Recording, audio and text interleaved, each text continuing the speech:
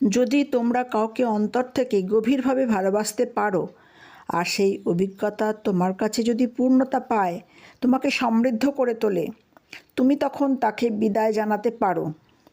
অবশ্যই তোমার ভিতরে দুঃখ থাকবে, কিন্তু কোনো মনস্তাপ, শোক থাকবে না। কিন্তু এই দুঃখ হওয়া খুবই স্বাভাবিক। সময়ের সাথে সাথে সেটি ফিকে হয়ে আসবে। এই ব্যাপারে চিন্তার কিছু নেই। তুমি সেই মানুষটির অভাব অবশ্যই জীবনে কিছুটা বোধ করবে, কিন্তু তোমার ভিতরে কোনো শোক থাকবে না। যেটি সর্বদা চিরন্তন সেটিই সত্য, আর যেটি ক্ষণিকের জন্য তার অবস্থান সাময়িক, কিছু কালের জন্যই, সেটিই হলো অসত্য।